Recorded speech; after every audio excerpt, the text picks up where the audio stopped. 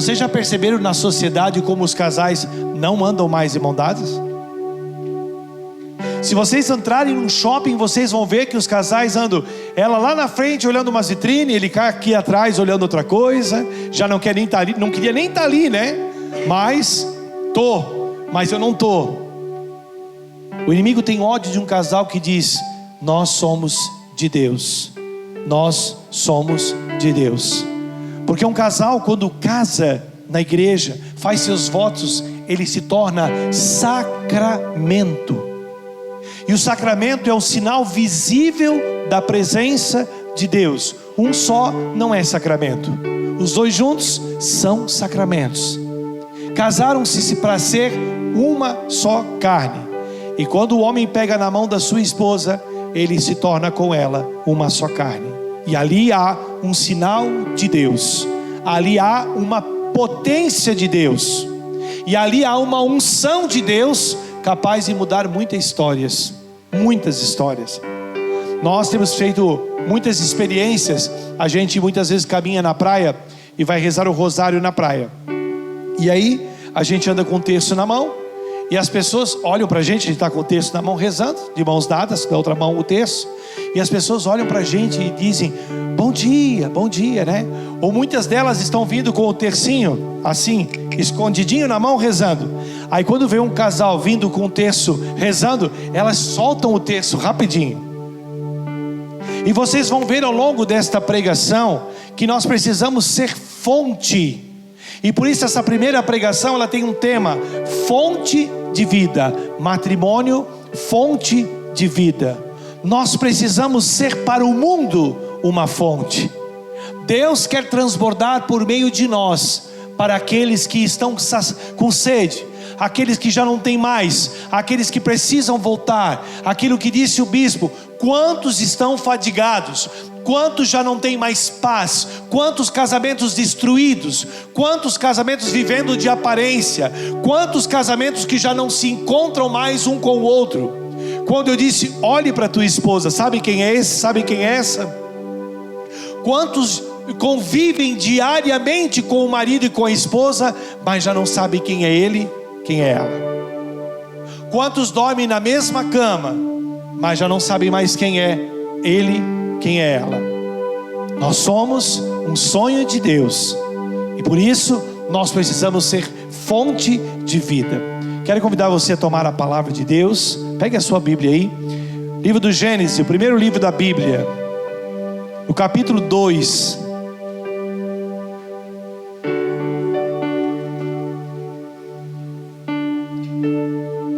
Livro de Gênesis, capítulo 2,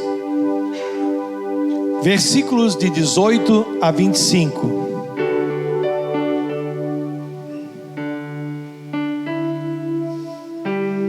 Gênesis, capítulo 2, versículos de 18 a 25. Quem achou pode dizer amém. Quem não achou pode dizer misericórdia. A gente espera um pouquinho, não tem problema não. Gênesis, capítulo 2, versículo 18 a 25.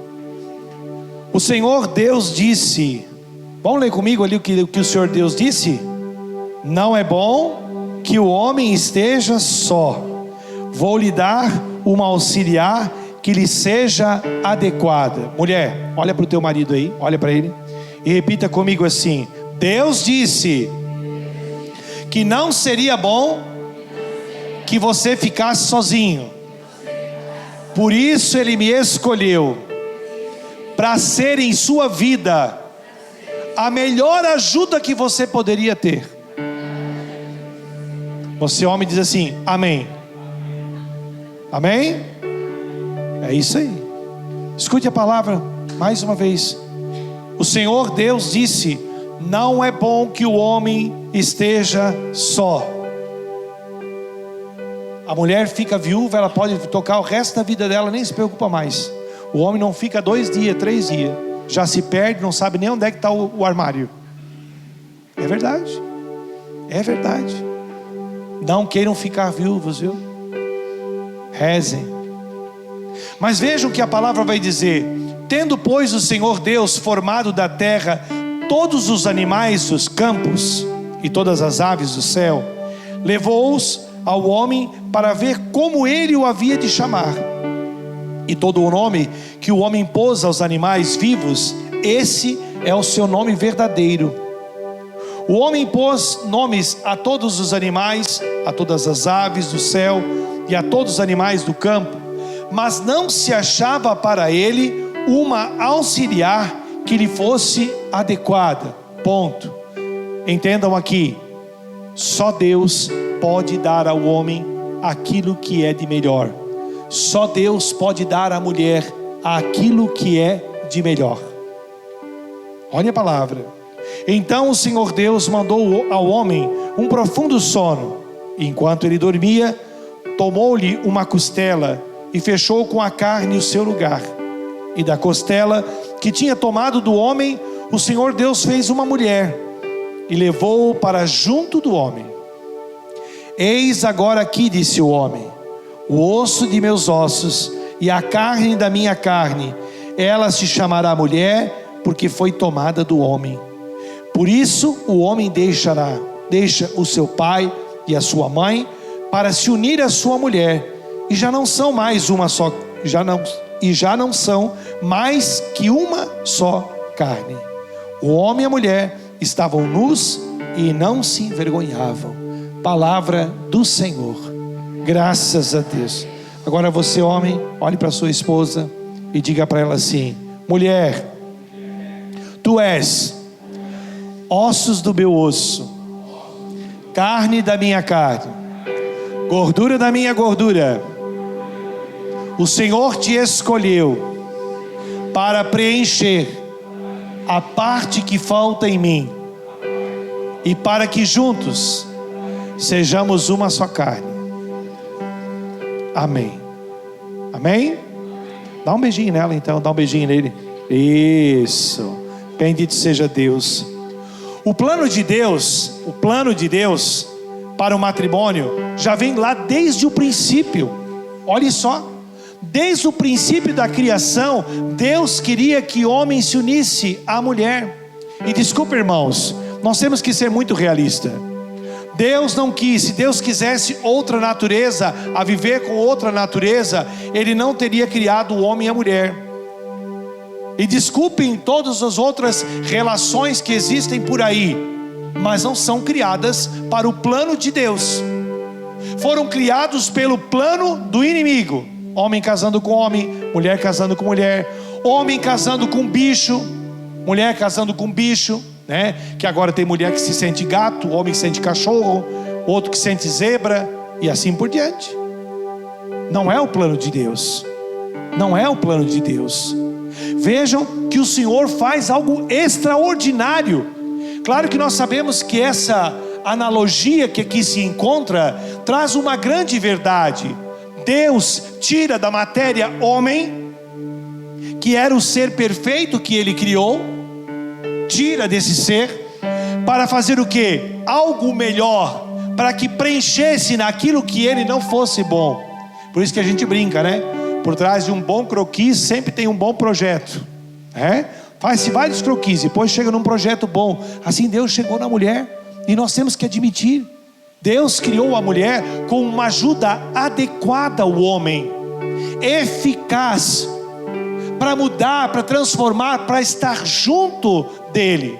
Por isso que a analogia não diz que Deus tirou da sola do pé, porque ela não foi criada para estar abaixo dos pés do homem, não foi tirada da cabeça para estar acima do homem, não foi tirada da barriga para estar à frente, nem das costas para estar atrás, mas foi tirada do lado, para andar ao lado do seu esposo, andar ao lado da sua esposa, para os dois se formarem numa única só carne. Vejam que desde o princípio Deus institui este matrimônio. Essa passagem de Gênesis que aqui está, ela quer realmente nos mostrar que o homem e a mulher se unem em uma relação de complementariedade, ou seja, eles se unem para se tornarem um só. Como é lindo quando nós olhamos aqui gente que diz que tem 40 anos de casado. Como é lindo quando nós olhamos a realidade de vários casados. Mas que triste é dizer e olhar para a realidade do Brasil hoje, que os casamentos, mais de 70% não chegam ao 7º ano de casado, porque não viveram o projeto de Deus. Quantos casais que hoje têm o seu casamento nulo, porque não estavam preparados, não sabiam o que era casar, não estiveram preparados para assumir esse compromisso. Porque aqui há um grande compromisso, o compromisso de fazer com que ela, com que ele possam entrar no céu. Vejam, ele criou a mulher para ser uma auxiliar.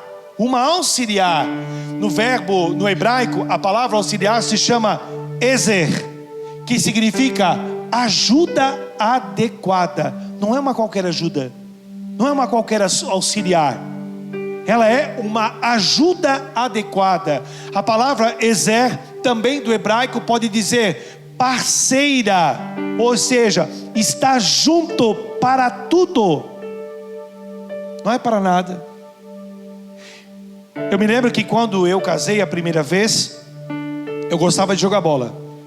E aí toda quinta-feira era dia da gente jogar futebol. E a primeira quinta-feira depois de casado, eu fui no futebol. E eu fui com quem? Com quem? Com a esposa. Agora eu era um homem casado. E aí eu cheguei no ginásio. Quando eu entrei no campo, eu era goleiro.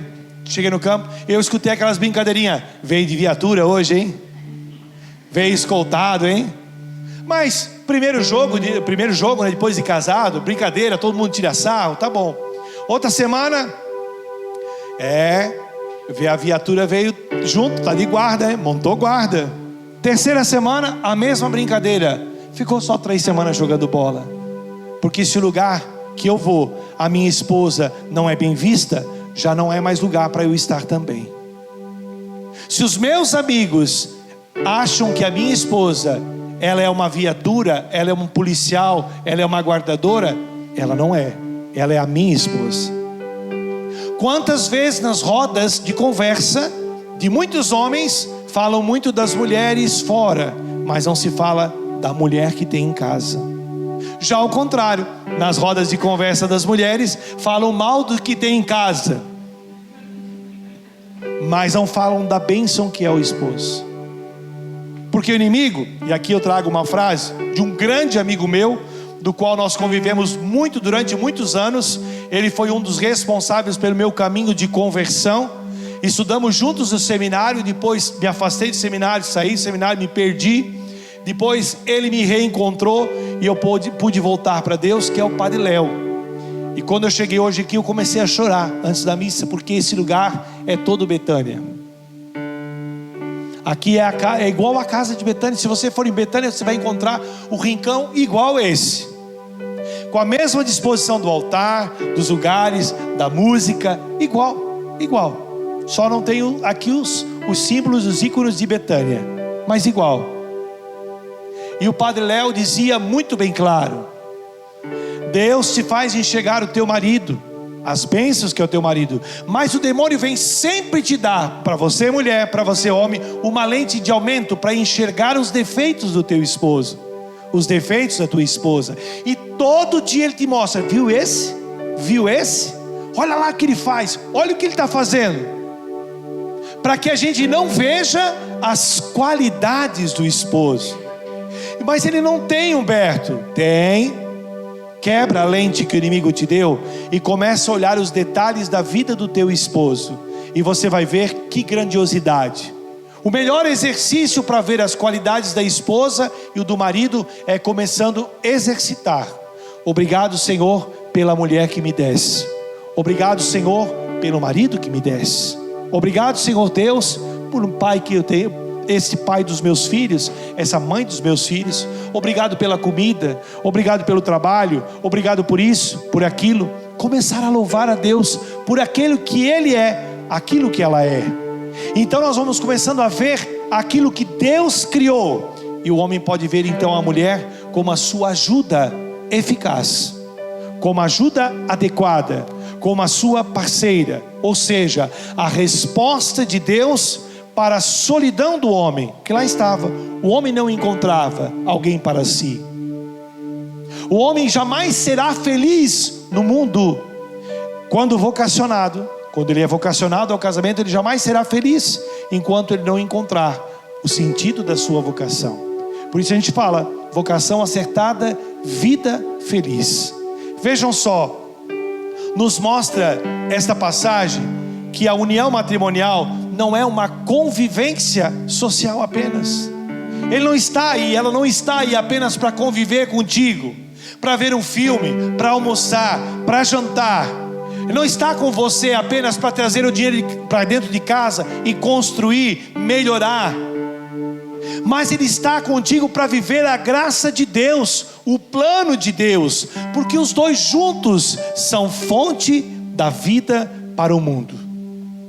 Vejam, queridos, a unidade do casal, essa expressão, uma só carne, nos ensina que esta união, ela tem que ser completa, profunda. Não dá mais para vivermos de qualquer jeito. O mundo hoje perdeu as referências.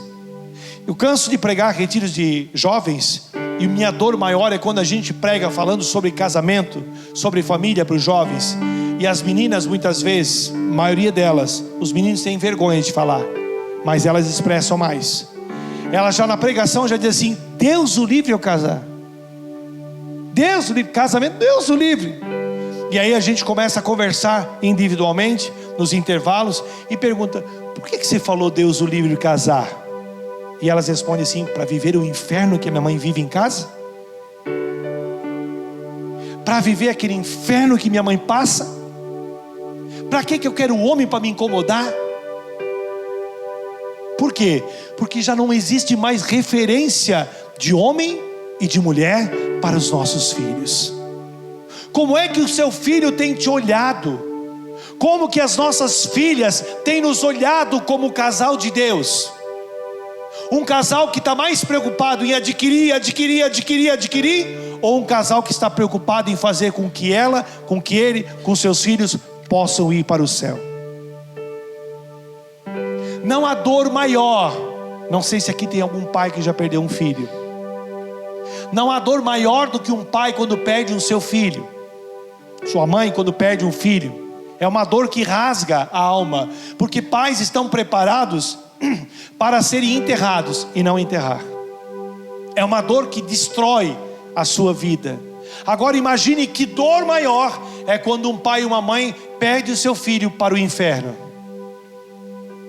e saber que talvez o filho foi para lá porque o pai e a mãe não foram referência do céu para o seu filho, não foram fonte de vida para o seu filho, não foram fonte de graça para o seu filho. O Pedro Henrique, quando ele nasceu, eu fiz uma promessa. Eu disse para Deus que a partir do momento em que o Pedro Henrique entrasse na nossa casa, eu não iria mais beber bebida alcoólica. Eu costumava ainda, depois da minha conversão, tomar minha cerveja na festa, tomar minha cervejinha em casa, quando tinha um jantar, quando ia no restaurante, gostava com os amigos tomar minha cerveja. Não me passava mais, mas eu gostava de tomar. Mas eu não sabia qual era a árvore genealógica do meu filho, quem eram os pais dele, porque ele era adotivo. Eu não sabia o que ele havia herdado da sua família. Então eu disse para Deus: eu não vou beber, porque eu quero que o meu filho cresça olhando para o pai como um testemunho para ele. Porque se amanhã, quando ele crescer, ficar jovem, adulto, ele beber, eu vou ter moral para conversar com meu filho. E eu sempre pensava, imagine o meu filho chegando em casa embriagado, e eu chegar e dizer assim: meu filho, o que você fez? E ele olhar para mim assim: o mesmo que você faz. Ué, pai, você não bebe também? Foi contigo que eu aprendi. Você reunia os seus amigos aqui em casa, ficava bêbado, bebiam aqui até fazer aquelas montoeiras de latim em casa, pai. Se o pai, que é o meu maior ídolo, se o pai, que é o meu instrumento de olhar, de observação, bebe, por que eu não posso beber? Esse pensamento me fez tomar a decisão de não beber. Pedro tem 23 anos, ele abomina a bebida alcoólica. Nunca fui capaz, nunca precisei dizer para ele: não beba. Nunca. Mas ele viu os exemplos de festas, de jantares, de muitos jantares, onde todo mundo bebe. E muitas vezes ele viu o pai dele ser debochado pelos outros amigos do pai. Cara, não vai beber nada. Aí a careta. Onde já se viu? Festa de igreja não tem uma cervejinha, tem graça. Mas ele voltava para casa com um pai sóbrio. Esse mesmo filho, um dia nós estávamos numa reunião de amigos, e aí um amigo chegou para mim e disse assim: hoje eu fui abordado pelo meu filho em casa. Ele chegou para nós no almoço e perguntou: pai, você reza pouco ou reza muito? E eu disse: meu filho, eu rezo. O pai, eu já vi que algumas vezes o pai reza na mesa, mas não é sempre. O pai reza de manhã? Rezo. E de noite? Rezo. O pai reza de madrugada? Meu filho, para que tanta pergunta é essa? Porque o pai do Pedro Henrique reza muito. O Pedro Henrique disse que muitas vezes ele acorda de madrugada e encontra o pai dele rezando na sala. O filho dele foi cobrar ele. E sabe o que esse meu amigo começou a fazer? Rezar. Porque ele queria também que o seu filho visse fazendo aquilo que é de melhor. Nós temos rezado em casa na frente dos filhos. Veja que o bispo falou aqui, né, deu aquele exemplo daquele homem que não sabia rezar o terço, que não sabia rezar o Pai Nosso. Os meus filhos sabem rezar, os nossos filhos sabem rezar. Para a graça de Deus, né, Tati? Na quinta-feira nós ficamos na quarta, quando chegamos lá de tarde, levaram eles para vermos pela primeira vez. E foi a emoção, o choro. A gente abraçou, não tem como negar. A gente brincou, riu, fomos no parquinho, fomos conversando com eles. E aí o pequeno disse assim, o pequeno sempre que toma a frente, ele diz assim: estou com fome. Vamos fazer um lanche. E a gente foi num lugar assim, que tinha um lugar com lanche. Sentamos à mesa, pedimos as coisas para que as crianças comessem. E eles já foram com a mão direto na comida, assim: calma, calma, papai vai ensinar uma coisa para vocês. Vamos rezar e agradecer a Deus. E os dois mais velhos já colocaram a mãozinha assim. O pequeno ficou nos olhando e a gente ensinou: vamos primeiro fazer assim, em nome do Pai, Filho, Espírito Santo. E eles, os maiores, fizeram, né? O maior com um pouco de dificuldade. E ela fez rapidinho. E o pequeno dizia: Espírito Santo, amém. Espírito Santo, amém. Fazia assim. Nosso primeiro contato com os nossos filhos foi ensinar para eles de que eles têm um pai e uma mãe que oram. Um pai e uma mãe que são fonte de vida. Nós somos chamados, casais, a sermos fonte de vida. Somos chamados a sermos fonte de Deus para a nossa família. Vejam que em suas mãos, homem, olhe para suas mãos, olhe para suas mãos. Deus deu a você, homem, autoridade espiritual. Coloque a mão na cabeça da sua esposa aí um pouquinho, bem devagar, suave. Para orar por ela, para pedir por ela, para expulsar os males da vida da tua esposa. Amém? Pode tirar na mão. Mas eu pergunto, e você não precisa me responder: quanto tempo faz que você não coloca a mão na cabeça da sua esposa e pede: Deus, abençoa a minha esposa? Nós não saímos de casa, eu não saio para o meu trabalho sem minha esposa me abençoar, nem um só dia. E quando eu entro em casa, ela me abençoa ao entrar em casa. Eu me sinto um homem cheio de Deus. Por quê? Porque eu tenho uma esposa que me ajuda adequada a me encher de Deus. E vice-versa, se ela sair, ela não sai sem que eu abençoe. Sempre que nós estamos em missão, estamos um ao outro rezando e abençoando. Quando o bispo disse aqui: vai lá e reza o terço, né? O que é o terço? Nós viemos rezando o rosário, rezamos, andamos 4h30 orando, viemos orando 4h30 rezando. Desde que saímos de viagem de Lages até aqui, viemos rezando o tempo todo, por vocês, por cada pessoa que está aqui, pelos nossos filhos, pela nossa casa, pelo nosso trabalho, por tudo que nós precisamos rezar. Precisamos ser fonte dessa graça, Por isso, quando a palavra vai dizer para nós, já não serão mais um só, cada um, mas serão uma só carne. Ele está falando que isso não se trata apenas de uma junção física, mas também de toda uma junção emocional e espiritual. O homem é meio desligado, mas a mulher sabe o que eu vou dizer agora. Só do jeito que ele entra em casa, você já sabe como ele está. É ou não é? E você, homem, por que não consegue perceber isso? Às vezes a gente percebe, né? Quando ela diz assim, olha o tapete, a gente percebe, ela não está bem. Limpei a casa hoje, hein? Mas se ela não falar, você consegue percebê-la? Pelo olhar, quando ela baixa a cabeça, o jeito de andar, o cansaço que está nela.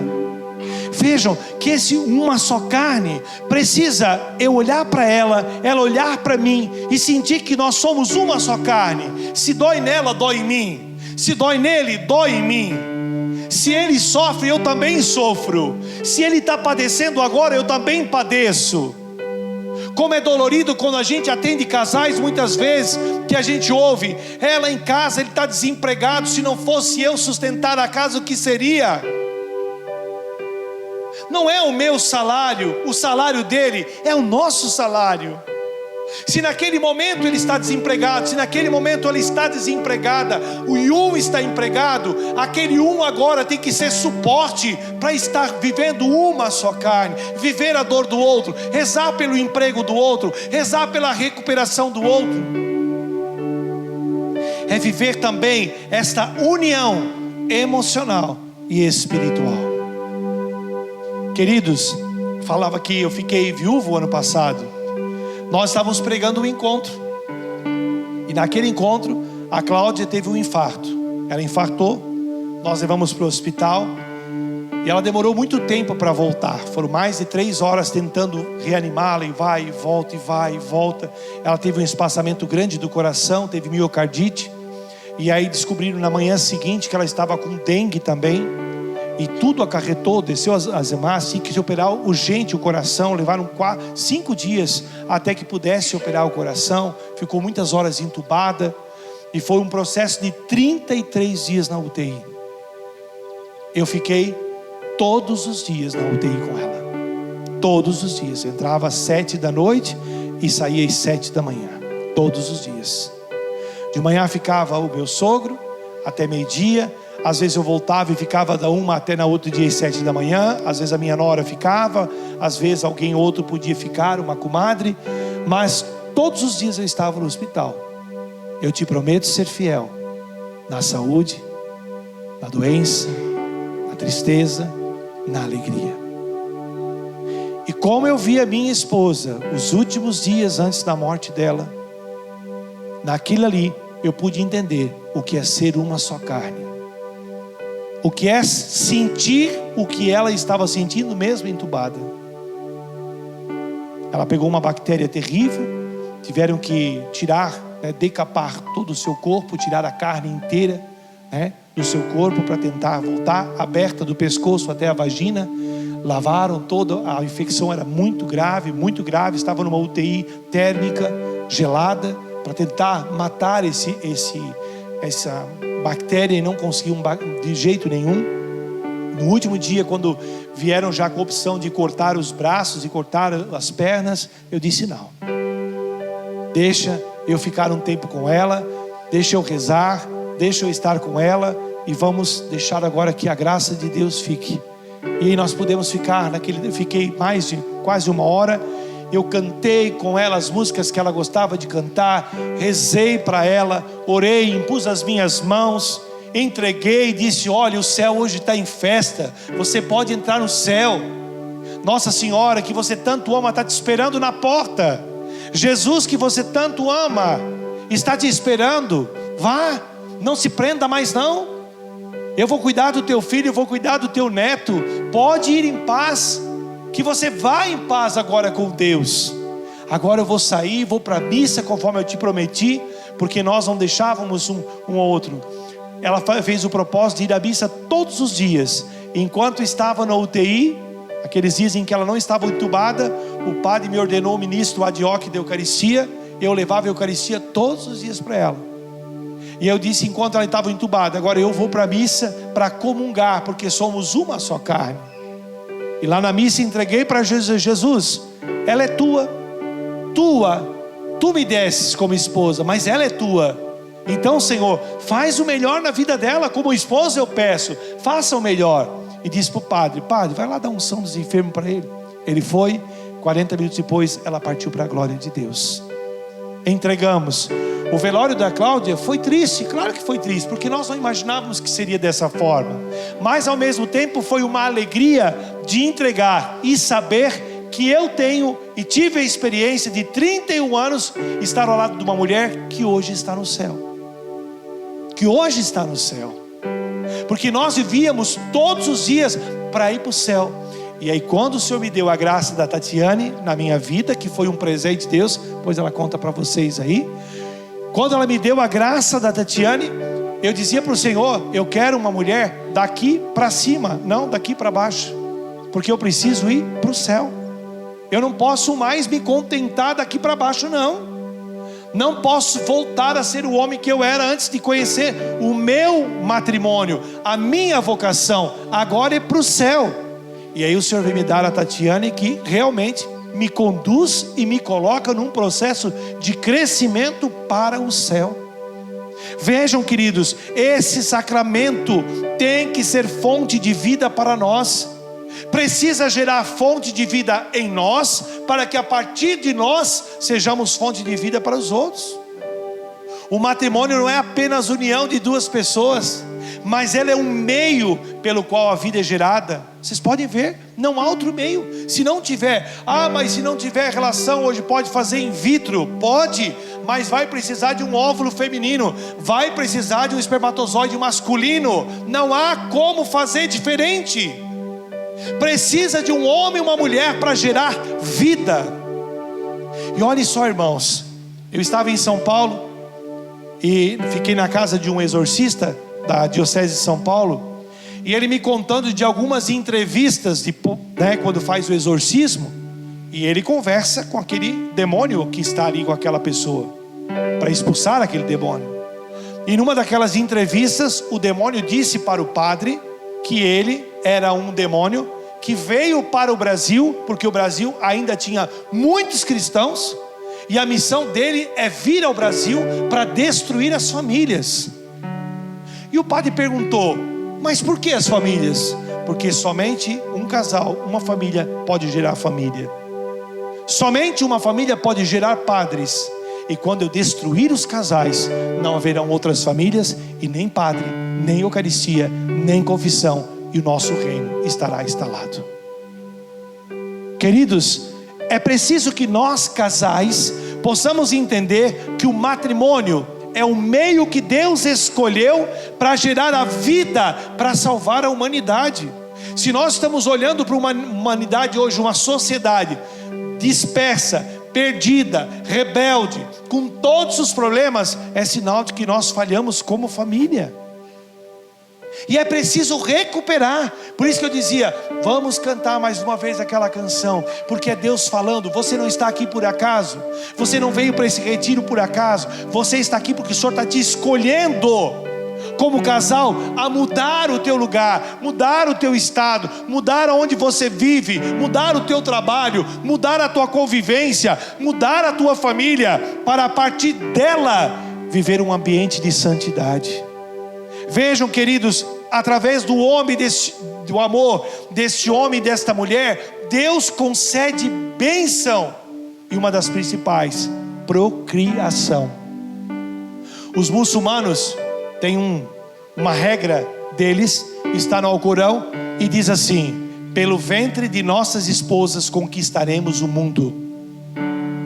Se vocês olharem a família dos muçulmanos, eles não têm um filho, eles têm 10, têm 8, têm 12.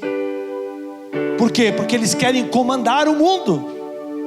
E nós cristãos estamos dia após dia vendo as famílias não querendo, limitando filhos. Hoje os casais estão vivendo cada dia mais na cultura do abortismo, na cultura do negacionismo aos filhos, homens buscando vasectomia, mulheres buscando todo dia o DIU, buscando preservativo, buscando anticoncepcional. Mas e aí, vai encher a casa? Não, nós temos sabedoria. Existem métodos que a igreja ensina para que o casal viva bem, que haja o espaçamento e ele não vá contra aquilo que ele prometeu no seu casamento.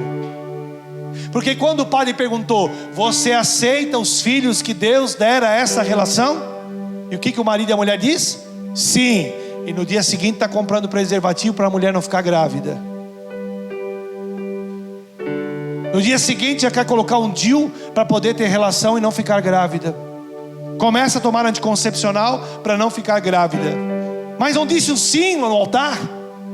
Não disse sim no altar? Como que agora está indo contra aquilo que você disse no altar? Só por esse fato demonstra um casamento que não tem uma validade. É preciso mudar isso, mudar essa história. Ah, Humberto, mas agora se eu deixar a porteira aberta vai ter 12 filhos em casa. Você tem métodos que a igreja ensina. Um deles é o método Billing, que pode ajudar perfeitamente a mulher se conhecer. Hoje a mulher não se conhece mais. A mulher não sabe quando está ovulando. A mulher não sabe mais o período fértil. A mulher não se conhece mais. E o homem não participa de nenhum desses momentos na vida da sua esposa. O casal não se conhece mais. Lembra quando eu olhei para você? Conhece quem está do seu lado? Sabe o que está acontecendo aí? Participar. O casal foi chamado à graça divina da procriação. E se Deus quiser te dar mais filhos e você disse não para Deus. Hoje nós estamos vendo, antigamente, eu acho que aqui em Criciúma deve ser quase igual lá em Camboriú, né? No tempo dos nossos avós, pensem comigo aqui, qual era a parte maior da casa do vovô e da vovó? Aonde? Sala. Lá na nossa região é a cozinha. É ou não é? Mesa grande, casa de vovó tinha de tudo. É ou não é? Hoje, se nós entrarmos nos apartamentos modernos, qual é a área menor do apartamento? Cozinha. É um balcãozinho para os dois ficar um do lado do outro, para um tomar café e depois o outro toma na outra hora. Um almoça agora, outro almoça na outra hora. Ou às vezes cada um pega um prato, esquenta no micro-ondas, senta na frente da televisão. Ou um no quarto, outro na frente da televisão na sala. Ah, mas se tiver 2 filhos, onde é que vou botar? Filho dá trabalho, não dá. Filho incomoda, não tem jeito. Olha a mentira que Satanás está fazendo na vida das famílias. Olha a mentira de Satanás, destruindo casamentos. Quantos casais que são infelizes, e tão infelizes que muitas vezes preferem adotar um cachorrinho e chamar: vem com a mamãe, vem com o papai. O seu cachorro é a coisa mais linda do mundo. Nós temos o Jack em casa, nós amamos, é um bichinho maravilhoso, é um querido, mas ele não é nosso filho. Ele é o cão da casa, ele é o bichinho doméstico da nossa casa. É preciso olhar para isso. Deus está falando com você, casal. Matrimônio é fonte de vida. É fonte de vida. E quantos estão se fechando a vida? Quantas vezes eu e a Tati temos orado por casais assim: ore por nós, a gente quer engravidar e não consegue. Mas talvez quantos votos fizeram lá atrás: não posso engravidar, não quero engravidar, vou tomar anticoncepcional, Deus o livre engravidar, Deus o livre criança. E quando quer, não vem mais. Quantas pessoas estão machucadas? Quantos casais machucados por não terem filhos? Quantos casais que sofrem por não conseguirem engravidar? Queridos, nós pregamos um retiro agora faz 15 dias, 20 dias, né? De casais. E foram 2 casais testemunharem lá a graça de ficarem grávidos já naquele retiro. Estarem lá naquele retiro e ficarem realmente grávidos. 1 ano depois, testemunharem no retiro a gravidez, a bênção que Deus deu. E 2 casais que não podiam ter filhos. Vejam, matrimônio é fonte de vida, mas fonte de vida espiritual, fonte de vida afetiva. O homem precisa ser o cuidador da mulher, a mulher precisa ser a ajuda adequada, não somente para o trabalho da casa, não somente para os víveres da casa, mas também para a vida espiritual do marido. para a vida espiritual da esposa, para a vida afetiva. Por isso que eu dizia, pegar na mão faz toda a diferença. Pode dizer, olha mulher, olha para o seu marido agora, olha bem para ele, e eu quero que você responda olhando para o seu marido: faz diferença quando ele pega na sua mão ou não?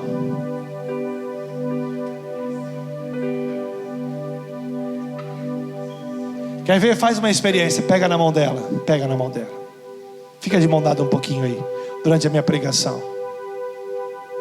É bom, não é? Claro que é bom ter alguém para estar junto, ter alguém para tocar, ter alguém que está do teu lado. Quanto mais a gente faz isso, casal, menos a gente tem tempo para buscar coisa fora. Quanto mais íntimo é um do outro, menos a gente busca fora. E aqui eu posso falar, não tem criança, não tem adolescente, dá para falar. Quanto tempo faz que você não toma mais banho junto, vocês dois? Que você não dá um banho nele e ela te dá um banho, hein?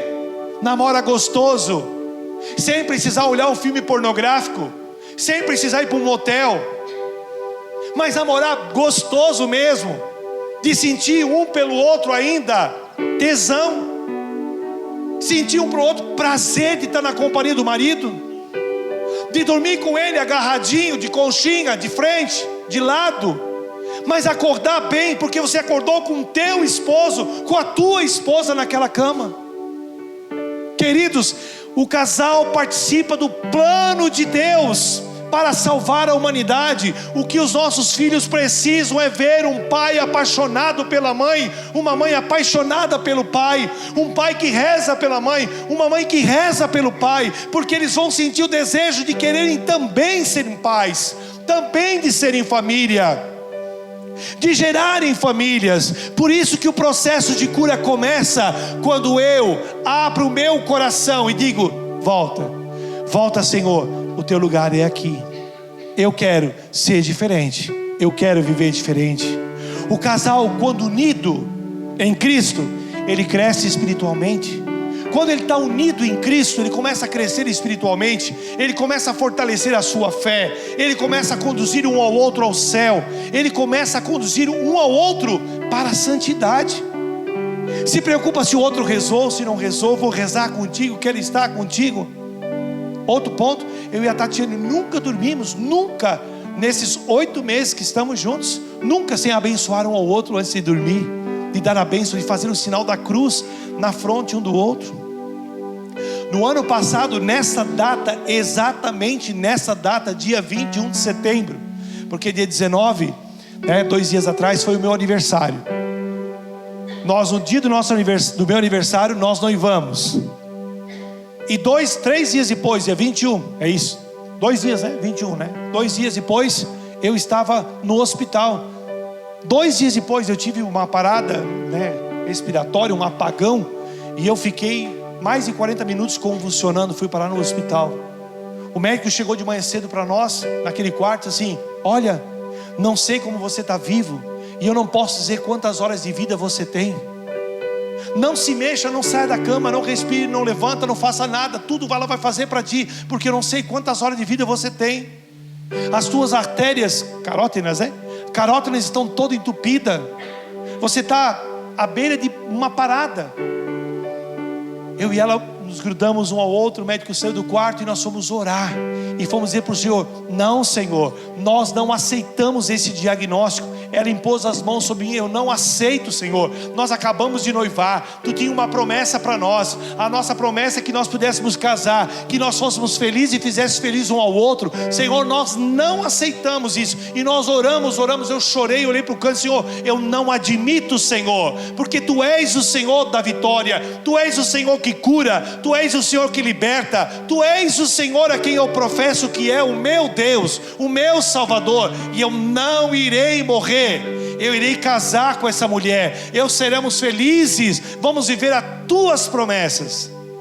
No dia seguinte ele chegou no nosso quarto e disse assim: olha, não era um entupimento, era uma má formação, acho que de infância, que você tem numa das carótinas. Vamos fazer mais alguns exames complementares e vamos olhar e averiguar. E nós só podemos louvar. fomos louvando, fizemos um tratamento. Era um microtrombos que existia realmente na cabeça. Fomos desobstruindo com medicação, 2, 3 meses. Para a honra e glória do Senhor, não tenho mais nada. Mas nós nunca deixamos de rezar um pelo outro, de pedir um pelo outro, mas de professar e proclamar as vitórias de Deus, um para o outro. O matrimônio, ele também é uma fonte de bênção para a comunidade. Aquilo que eu falava, ele é exemplo, pois casais que vivem a sua fé tornam-se um testemunho vivo do amor de Deus. Você está aqui porque você recebeu um convite, mas com certeza alguns de vocês já conheciam algum desses casais que participam dos casais adoradores, e vocês viram o testemunho deles, como eles vivem, como eles são diferentes, o que mudou na vida deles, o testemunho de muitos deles. E a partir de agora começa a vida de vocês, testemunhando para outros. Naquele retiro de casais que nós pregamos, nós fizemos um compromisso com eles. Eles eram em 17 casais, né? 17 casais. E nós fizemos um compromisso. Para o outro ano, cada um daqueles casais ficaria padrinho de um novo casal para o retiro. Eles iriam em busca de um outro casal para trazerem para o retiro.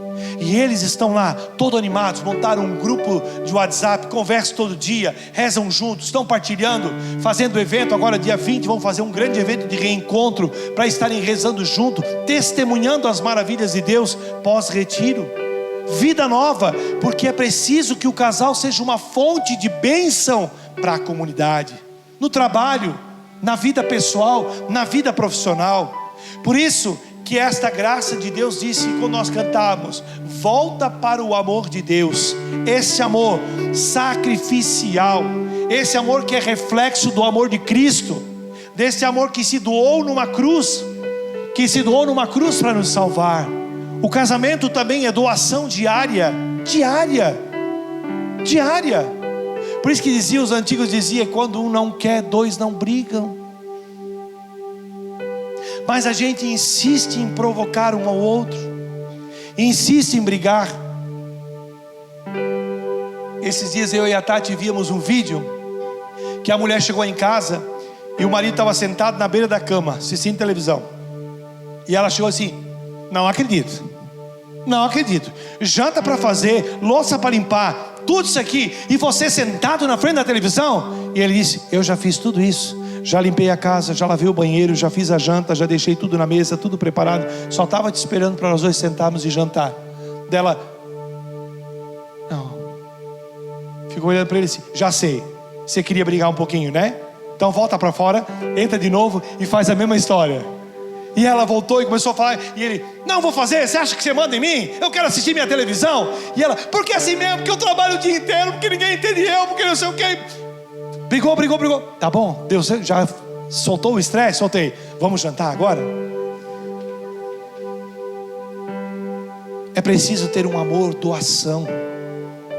Quando ela está muito estressada, silencia. E eu sei que mulher não gosta de silêncio. Quando o marido fica em silêncio, parece que aí é pior, né? Mas eu vou dar um remédio para você, homem, para você, mulher. Quando um dos dois ficar estressado, pede para o bispo aí abençoar amanhã, ou o padre abençoar amanhã, viu? Providencia uma garrafinha, enche uma garrafa de água benta e bota na geladeira. Quando um começar a brigar, o outro corre na geladeira, pega a água e ó.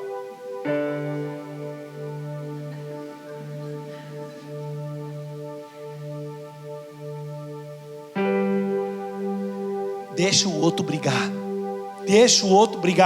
falar tudo que tem que falar. Quando acabar e silenciar, você engole a água bem, diz assim: cura, Senhor. E não fala mais nada. Porque o que o demônio quer em nossas casas é fazer com que um ao outro perca a sua graça. Nós vemos rezando durante quase 4 horas.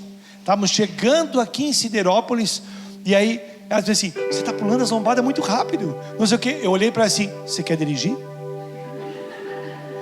E ela ficou vermelhão, ficou quieto, e eu fiquei quieto. Viemos mais um trecho. Eu olhei para ela assim: me perdoa pela palavra, eu não podia ter falado isso para você, né? Eu estava errado. Então sou eu quem preciso olhar para dizer assim: me perdoa, eu errei. Amor sacrificial. Por amor, Ele se entregou. Por amor, reconheça o seu pecado. São Paulo escreve na sua carta, lá em Gálatas, em Efésios, desculpa, no capítulo 5, versículo 25, dizendo assim: marido, amai as vossas mulheres, como Cristo amou a igreja e se entregou por ela. Casais, é preciso que a gente ame um ao outro, a ponto de se entregar um para o outro, se doar um para o outro. Se for preciso, morra para você mesmo, para que o outro edifique, para que o outro cresça. Mas é preciso ter todos os dias essa graça. São Paulo nos ensina que o amor no matrimônio deve ser esse amor sacrificial, disposto a se doar, a se perdoar, a cuidar um ao outro, a se entregar um ao outro. Assim como Cristo se entregou por nós, nós somos chamados a nos entregarmos um pelo outro, a amarmos mesmo um pelo outro. Somos chamados a vivermos essa graça. Depois a Tati vai pregar um pouquinho mais sobre a graça do perdão e da reconciliação. Eu não vou entrar nesse tema, mas somos chamados no amor a perdoarmos, a nos reconciliarmos todos os dias, a vencer aquilo que o inimigo muitas vezes quer em nós destruir-nos pela falta de perdão. Como é fácil. E aqui eu deixo um testemunho para depois a gente começar a preparar para rezar. Um certo dia eu fui chamado para rezar na casa de uma família que a mulher estava com câncer, já estava no estado terminal. A filha ligou para nós, nós fomos com mais duas servas rezar na casa dessa família. E quando chegamos lá no prédio, que eu entrei no andar do prédio dela, que a gente entra e a luz vai acendendo, né, nesse corredor. Quando acendeu a luz eu já quase caí para trás. Tinha um preto velho desse tamanho no canto do final do corredor. Aquilo já me deixou apavorado, né? E aí chegamos no apartamento dela, ele ficou assim do ladinho, aquela carranca. Toquei a campainha, a moça veio abrir, a filha abriu a porta, entramos. Era bruxinha pendurada, era gnomo não sei aonde, era duende pra cá, era pede comigo ninguém pode naquele lugar, era elefantezinho virado com a bunda pra porta lá. Tudo quanto era objeto, amuleto, tinha naquela casa. Não encontrei nenhuma Bíblia, não encontrei nenhuma imagem. E aquilo que eram famílias católicas. E aí fomos atender a mulher começou a contar que desenvolveu um câncer da mama, veio para baixo do braço enraizou no pulmão, e assim foi indo, deu metástase e estava já convalescendo para a morte. Vamos rezar. Começamos a orar, e o Senhor foi mostrando uma aliança quebrada, uma aliança totalmente quebrada, assim, torcida. E eu disse: onde está o seu esposo? Aquele amaldiçoado, começou. Que aquele homem, Deus o livre, nem toca nisso, não tem um marido que não sei o quê. E aí a filha assim: o pai e a mãe, eles estão separados. E eu disse: o Senhor me mostra uma aliança toda torcida, quebrada. Quebrou tudo mesmo. Porque eu era rica, porque eu tinha motorista particular, porque eu tomava o chá das 5 todos os dias, né? Agora não posso mais, estou aqui nesse apartamento trancada, não tenho dinheiro para nada, nem para o tratamento. Meu marido perdeu tudo, a empresa dele faliu, estamos numa miséria. Eu não perdoo esse homem pelo que ele está fazendo comigo. E eu disse para ela: querida, onde não há o perdão, não há a salvação. A senhora está numa doença muito evoluída, mas Deus traz aqui para a senhora uma graça de poder lhe dar uma libertação grande. E aí comecei a rezar por ela e disse: o Senhor está mostrando, a senhora tem que perdoar o seu marido. Não perdoo, de jeito nenhum. Mas o que ele fez de tão mal para a senhora? Ter perdido todo o dinheiro que nós tínhamos. Mas a senhora não jurou para Deus que seria fiel na riqueza e na pobreza? Na pobreza não. Eu já nasci pobre, a gente conquistou. Agora perder tudo? Porque isso, porque aquilo, aquilo outro. E foi falando: vamos rezar pela senhora então. Rezei. Quando acabamos de rezar, a filha disse assim: você reza por mim também? Pode ser no meu quarto? Pode. Eu e a serva fomos no quarto dela, começamos a rezar. E ela disse assim: eu tentei suicídio mês passado. Eu pulei daqui do prédio, mas aí eu caí no fio de alta tensão e caí dentro da sacada do apartamento de baixo. E eu não tenho mais sentido a minha vida olhar para minha mãe assim. Minha mãe não perdoou meu pai. Um irmão está do lado do pai, e dela, criou ódio daquele meu irmão. Não posso falar com aquele meu irmão, não posso falar com o meu pai. O outro irmão tem ódio de mim porque eu estou com a mãe e não aprovei o pai. A nossa casa está destruída. Eu disse, vamos rezar. Aí comecei a rezar e me veio uma figura de um homem mais velho, um pouco mais velho. E aí eu disse assim, olha, o Senhor está mostrando a figura de um homem aqui, mais velho, e há algo muito ruim nessa pessoa, desse homem. Desse, é o teu pai? O que você tem? Você também tem ódio do teu pai? Ela assim, não, eu já sei quem é o mais velho. Eu sou amante de um homem casado. E eu disse, filha do céu. Eu disse, olha, você tem que abrir mão disso. Você está destruindo uma família. Há uma maldição grande sobre você também. Além da maldição da tua mãe, há uma maldição sobre você. Por isso o inimigo quer roubar a tua alma. Por isso que já tentou o suicídio. Você tem que deixar desse homem. Tem que deixar disso. E ela silenciou. Aí quando eu estava saindo do quarto para a sala, Deus me dá uma palavra. E disse assim, fala para ela, para a mãe, que eu dou 3 meses para revogar a sentença de morte sobre ela. Se ela perdoar o esposo, eu a curarei. E eu disse para ela, olha, Jesus está falando para a senhora, que se em 3 meses a senhora não perdoar o seu marido, ele vai lhe tirar a vida. E ele está dando uma graça para a senhora que 3 meses para a senhora se reconciliar, porque ele quer lhe devolver a vida curada. E ela disse para mim assim, eu não perdoo. Tá bom, acabou a oração, não tenho o que fazer mais, né? Vamos embora. Passado 1 ano depois, essa jovem me ligou. Seu Humberto, assim, você lembra, seu fulano de tal, o senhor esteve na minha casa, orando pela minha mãe? Ah, lembro sim. Como é que está a tua mãe? Assim, 3 meses depois ela morreu. Ela não perdoou meu pai. E eu lembrei da palavra do Senhor. Naquele dia, eu rompi o relacionamento com aquele homem que eu tinha. E eu lembrei da palavra que o Senhor disse que era uma maldição ficar com um homem casado. E eu fui na casa daquela mulher e fui pedir perdão para ela, por eu ter namorado o marido dela, por eu ter destruído a família dela. Eu pedi perdão, fui embora.